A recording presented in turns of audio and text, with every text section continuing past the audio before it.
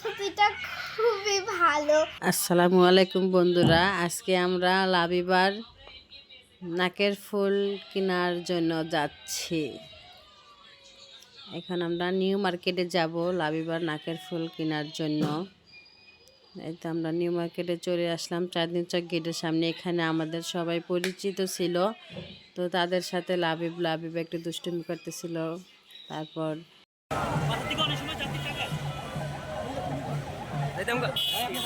এখানে যে লাবিবকে নাক মানে খামচি দিয়ে গাল ফাটিয়ে ফেলছিল, এই কারণে ওইটা সবাই দেখতেছিল। লাবিবা বেলপুরি খাচ্ছিল, বেলপুরিটা একটু জাল হয়েছে। এখানে এসিটা বেশি চালানো ছিল, তো সে কারণে লাবিব কাঁপতেছিল, একটু ওভার অ্যাক্টিং করতেছিল। ও বেশি পাওয়ার ছিল এসিতে, আবার ফ্যান সবগুলো সারা ছিল। আমরা পিৎজার জন্য ওয়েট করতেছিলাম, তো একটা পিৎজা আর একটা নুডলস অর্ডার করি। পিৎজাটা খুবই ভালো খেতে হয়েছিল, পিৎজাটা মোটামুটি ভালো লাগছিল, কিন্তু নুডলসটা একদমই মজা হয়নি। নুডলসটা কেমন তিতা তিতা লাগছিল।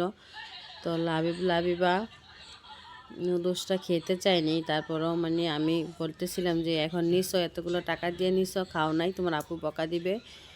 তারপর জোর করে দুজনে ভাগাভাগি করে নুডলসটা খেয়েছিল। নুডলস তো খেতেই চাইনি। তো এই যে ওর আব্বু আসছে, ওর আব্বু আমাদেরকে দোকানে নিয়ে যাচ্ছে, জুয়েলারির দোকানে।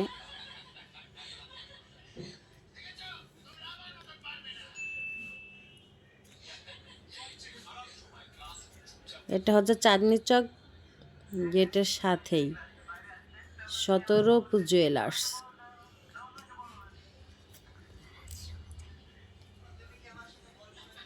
এখানে আমাদের সবাই পরিচিত, তো সেখানে কোনো ধামাধামি করতে হয় নাই। ওনারা ওনাদের রেট অনুযায়ী রাখছিল।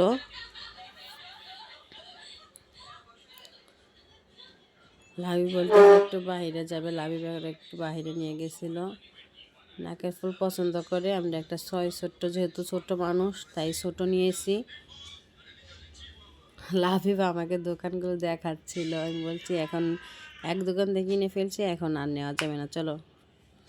অর্ডার চলছে, এখন সবাই বলতেছে নাকে সুতা কেন।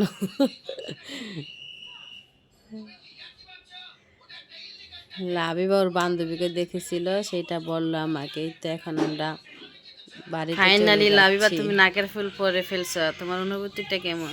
আমার অনুভূতিটা খুবই ভালো।